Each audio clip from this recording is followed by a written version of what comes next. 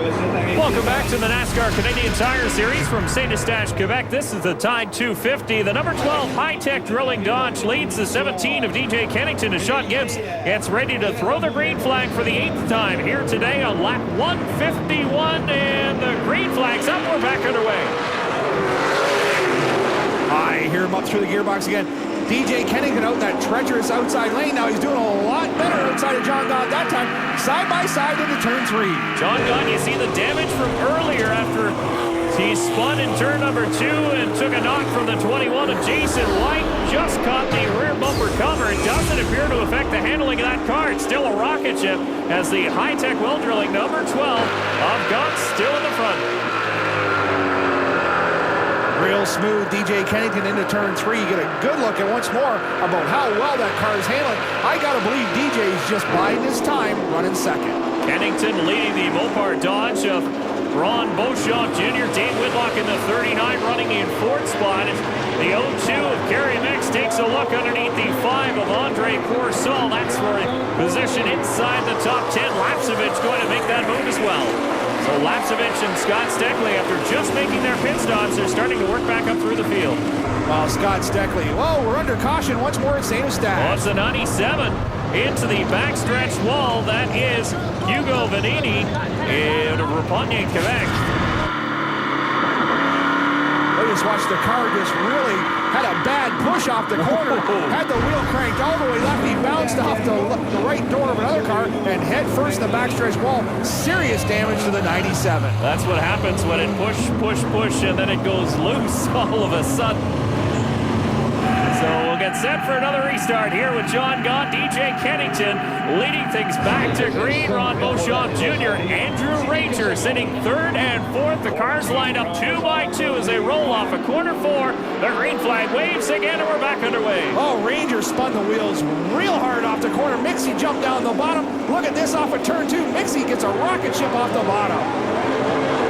Kennington still hanging on the outside. Ranger takes a tank slapper going into corner number 3. He saw the front end go to the inside, back out to the outside.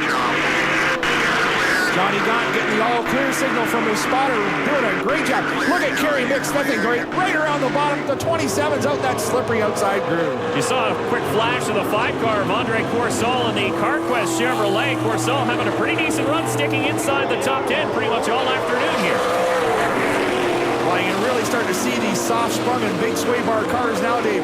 They really are forgiving on corner entries. You see the cars move. Watch this. DJ's car hammers down into the racetrack. But under braking, this is what happens. They get a little bit loose on corner entrance because they transfer all the weight to the front tires. When the 02 of Kerry Micks and the Mini I Ford Fusion goes around, we have seen a number of cars get loose. No caution as Sean Gibbs keeps that caution in his pocket. So Kerry Micks will have to get on his horse. You can see the leaders entering turn number 3, and there goes the 23 of Jeff Lapcevich up into the turn 3 wall. So possibly some oil down in turn 3 as that's now 2 cars in trouble in that corner in successive laps.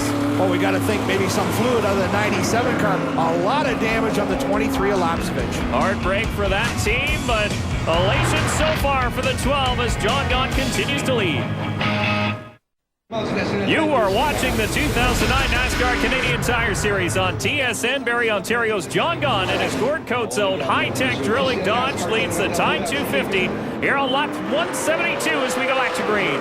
Back up through the gearbox one more time down into turn 1. DJ's hanging tough on the outside.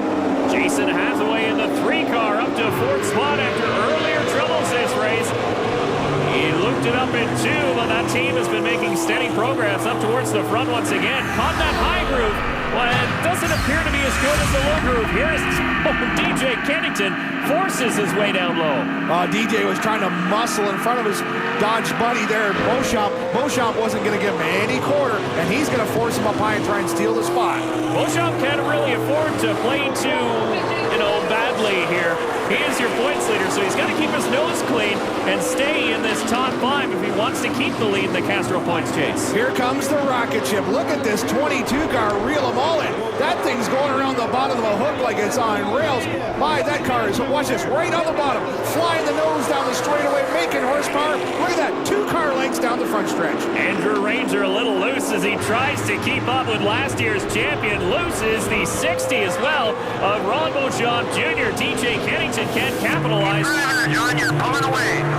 And you heard it, the 12 car is pulling away from this battle for second. All the while, though, work continues in the Tim Hortons pit. Todd? There you see the damage to the number 23 Tim Hortons Chevrolet of Jeff Lapcevich. Jeff, we saw you go around. Give us the play-by-play of what happened from your seat. I don't know, it was totally unexpected. The thing just stepped out for me and ran into the wall backwards. And it ended our day.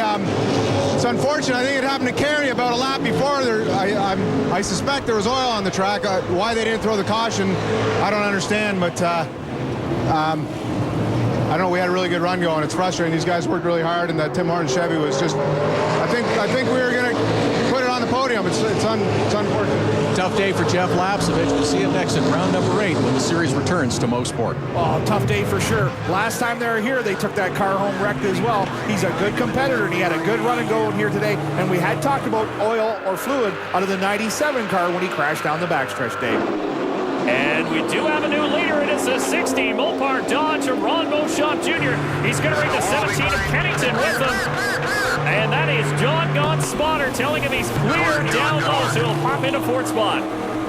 Boy, a driver's best friend is that spotter. That was real good communication to get Johnny back down the bottom, because we've been watching this all night long. The bottom is the fastest way around. Young Hansen's doing a great job. He's currently 12th in that DJ Kennington prepared automobile. Yeah, you remember just one race ago in Mosport, the Prime Champ Dodge was absolutely obliterated. That car went home in a tiny little box after Joey Hansen had a horrific crash in turn number 8. He was okay, able to make the start here at St. Eustache. He's running in 12th position, so doing a bang-up job for sure.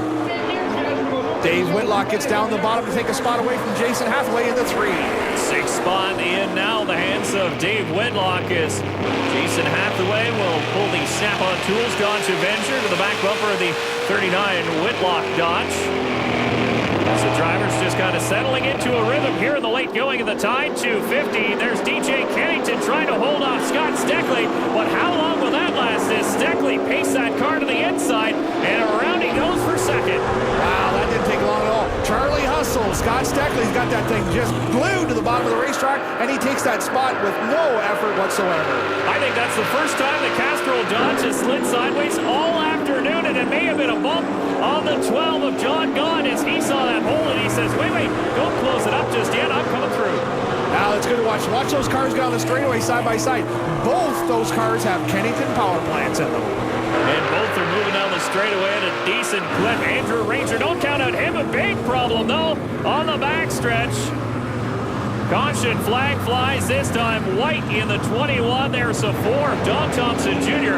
and the 99 of Derek White also involved. We'll take another look. Well, the action's already started with the 99 before Don Thompson even gets there, but the 21 not having a very good outing here today. Joey Hansen in some damage to the nose of the 40 as we take a look at the Mopar Quick 3. Top 3 on the racetrack are the top 3 fastest Mopars so far here in the Tide 250 as we get set for the restart. Ron Beauchamp Jr. and Scott Steckly side by side at a quarter number 4. They're looking for that cone on the fence. We're looking for the green flag, and there it goes. Scott Steckly laid back on that restart. He certainly wasn't going to make that mistake again like he did early on. He's got the strongest car. Let's see how good it is on the outside. Beauchamp takes him deep into turn 3. Steckly's got the spot. What a machine. Oh, here's Beauchamp fighting back. Beauchamp got up and actually touched the 22 of Steckly, but that car far too strong as your Castrol points leader. Beauchamp will slot into 2nd spot. Last year's champion Steckly, who, remember, back at the beginning of this race had that black flag, the drive-through penalty. He didn't go a lap down, but now he's all the way back in front again. Kerry Micks, he's also got back up into the top 10 after that spin out in turn 3 under green flag as well. Kerry having a good run as well. And Beauchamp goes for a slide out in the 2nd groove. He gathers it back up, but not before losing 2 positions. John Gaunt, DJ Kennington getting through. You got to wonder if maybe Beauchamp's starting to burn the right rear off and getting loose up off the corner, or maybe him and Gaunt got together. Don't know, didn't see the incident at the time, but certainly a very loose race car. Well, we'll take another look at it. it looks like he just got loose on his own. Gaunt went through, and Beauchamp very lucky not to get into the 17 of DJ Kennington, so he's able to keep going. Now in fourth, here comes Micks, though, in the 0-2. Now up to fifth spot after getting underneath the 27. Walmart tied Ford Fusion of Andrew Ranger. Kerry Micks definitely got the bit in his mouth and charging